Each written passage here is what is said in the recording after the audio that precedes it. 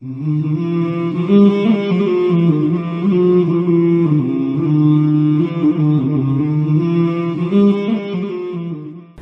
الامہ مولانا اشرف علی تھانوی رحمہ اللہ تعالی نے بہشتی زیور میں لکھا ہے، عورتوں کو نصیحت کی ہے کہ میاں صاحب کو جب غصہ آئے اور وہ اول فول بک رہے ہوں، تھوڑی دیر کے لیے برداشت کر لو، جب اس کا غصہ ٹھنڈا ہوگا اس کو خود بخود ندامت ہوگی۔ آج کل یہ چیزیں اسکولوں میں بھی نہیں بتائی جاتی، یونیورسٹیوں میں بھی نہیں بتائی جاتی، یہ تو مذہب نے بتائی ہے نا یہ چیزیں، بزرگ لوگ کہہ کر گئے ہیں تو کوئی تو وجہ ہوگی۔ ہوتا کیا ہے کہ مرد کو جب غصہ آیا ہوا ہے، اس نے کچھ سنائی تو بیگم صاحبہ بھی آگے سے اینٹ کا جواب پتھر سے، تو پھر اس کو مردانگی کے خلاف سمجھتا ہے اور معاملہ کیا ہو جاتا ہے، وہ بگڑ جاتا ہے۔ تو عورت تھوڑی دیر کے لیے، مردوں کی طبیعت میں اللہ نے غصہ رکھا ہے، اس کی پھر ایک میرا بیان ہو چکا ہے کیوں رکھا ہے، یہ پخروٹی ہوتے ہیں تھوڑے سے، مرد جو ہے نا وہ تھوڑا سا بد اخلاق ہوتا ہے، یہ اللہ نے بنایا ہے اس کو۔ شیر ہے نا جنگل کا، بھائی جنگل کا شیر دھاڑ دھوڑ تو کرتا رہے گا نا، وہ تبھی تو شیر ہے۔ تو مرد کی فطرت میں بھی اللہ نے چونکہ سربراہ بنایا ہے، اور جو بھی سربراہ ہوگا، جو حاکم ہوگا، اس کی طبیعت میں خود بخود سختی ہوگی، کیونکہ سختی کے بغیر آپ حکومت کر نہیں سکتے۔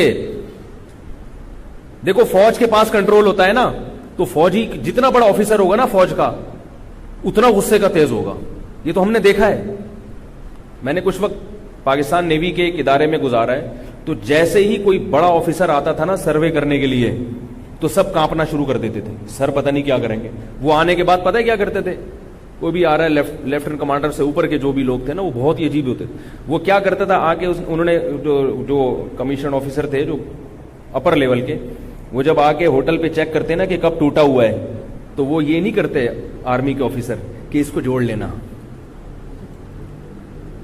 وہ اس کو اپنی توہین سمجھتے ہیں کہ ٹوٹا ہوا کب آرمی کے ہوٹل میں کیوں ہے، وہ اٹھا کے دیوار پہ مارے گا، توڑ دے گا اس کو۔ ہم نے اپنی آنکھوں سے دیکھا ہے، آپ کسی بھی آرمی کے آفیسر سے پوچھ لیں کہ ان کے ایٹیٹیوڈ یہی ہوتے ہیں، آرمی کے جتنے بڑے بڑے آفیسر ہیں نا۔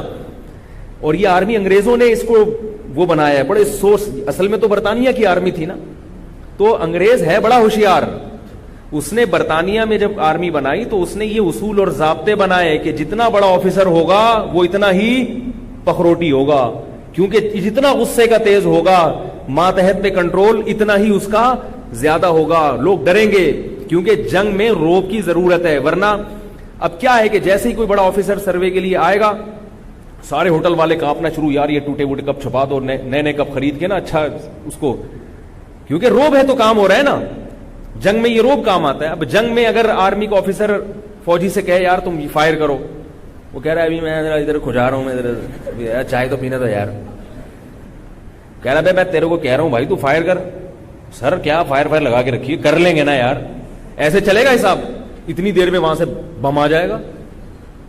تو گورا بڑا ہوشیار ہے، اس نے جو آرمی بنائی اس کے اصول بڑے زبردست بنائے، اور یہی اصول شریعت میں بھی ہیں کہ بھائی امیر کی سننی ہے، اس میں نو کا آپشن نہیں ہے آپ کے پاس۔ تو ٹھیک ہے گھر میدان جنگ نہیں ہوتا، لیکن میدان جنگ بھی بن جاتا ہے وہ۔ تو اس لیے اللہ نے مرد کو چونکہ گھر کا سربراہ بنایا ہے تو اس کی فطرت میں غصہ ڈال دیا ہے، تھوڑا سا بد اخلاق بنا دیا اس کو، تھوڑا سا اڑی اڑی کرے گا، وہ کرنی نہیں چاہیے، نبی صلی اللہ علیہ وسلم کی سیرت اختیار کرنی چاہیے۔ لیکن میں یہ خواتین کو یہ بات سمجھا رہا ہوں کہ یہ میاؤں کی جو تھوڑی بہت بد اخلاقی ہوتی ہے نا، اس کو اس کی فطرت کا حصہ سمجھو، فطرت کا حصہ سمجھو۔ بھائی اللہ نے اس کو شیر بنایا ہے تو کبھی نہ کبھی شیر کی طرح یہ گرجے گا، تو آپ کی ذمہ داری ہے اپنا گھر بسانے کے لیے اور شوہر کے احسانات کو سامنے رکھ کر کے، اس کے احسانات بہت زیادہ ہیں، کتنے زیادہ احسانات ہیں، وہ تو شمار نہیں کر سکتی عورت ان احسانات کو۔ تو ان احسانات کی روشنی میں مجھے چاہیے کہ میں تھوڑی دیر کیا کر جاؤں، چپ کر جاؤں۔ ایک مشہور واقعہ ہے نا، ایک عورت گئی ایک روحانی علاج والے کے پاس، وہ واقعی اچھے آدمی تھے جو کہ ہوتے نہیں ہیں عام طور پہ، تو وہ ٹرک سے علاج کرتے تھے لوگوں کا۔ تو وہ خاتون گئی، کہنے لگی کہ میرے گھر میں ہر وقت جہنم بنا ہوا ہے، لڑائی جھگڑے، کسی نے بندش کر دی ہے، کسی نے کچھ کر دیا ہے۔ اصل میں اپنی زبانوں پہ کنٹرول نہیں ہوتا، جب لڑائیاں ہوتی ہیں تو پھر کیا کہتی ہیں، پڑوسن نے کر دی، جٹھانی نے کر دی، فلانی نے کر دی، یہ ہوتا ہے۔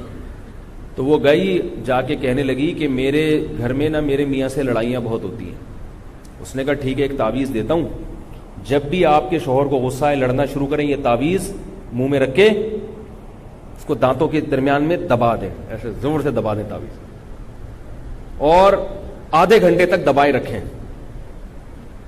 دیکھو کیسا اثر ہو. بھائی وہ ایسا ہی ہوا, جب شوہر کو غصہ ہے اس نے اول فل بکنا شروع کی, اور بکتے بھی عجیب عجیب ہے بھائی. وہ کیا کیا بکتے ہیں ابھی چھوڑو, کیونکہ بعض اب ہمیں بھی بکنا پڑ جاتا ہے. تو اب وہ خاتون نے کیا کیا, وہ تعویذ اپنے دانتوں کے بیچ میں دبا لی. وہ بیچاری سمجھ رہی ہے کہ تعویذ کا اثر ہو رہا ہے. ظاہر ہے اتنی دیر کیا رہنا پڑا اس کو خاموش. تھوڑی دیر میں مرد نے جب اپنی بڑاس نکالی تو تھوڑی دیر میں اس کو غصہ آتا ہے, یار وہ زیادہ ہی ہو گئی, ٹھیک ہے نا, اور کتنی اچھی ہے کہ آگے سے بول نہیں رہی. تو پھر آدمی کی فطرت ہے, عورت اگر تھوڑا برداشت کر لے تو وہ باہر جا کے گٹکا کھانے کے لیے نکل جاتا ہے کہ یار تھوڑا فریش ہو کے آتا ہوں, غصے میں لڑائی نہ ہو جائے. اور جب باہر جائے گا گٹکا کھانے کے لیے تو خیال آ گیا ایک گٹکا واپسی پہ بیگم کے لیے بھی لیتا ہوں. جب غصہ ٹھنڈا ہوتا ہے نا تو انسان کی بالکل عجیب کیفیت ہو جاتی ہے. غصے کے وقت تو پاگل ہوتا ہے, اور غصہ جب ٹھنڈا ہوتا ہے تو بالکل الگ کیفیت. تو اب عورت کی ذمہ داری ہے کہ شوہر کے غصے کو کیا کرے, ٹھنڈا کرے.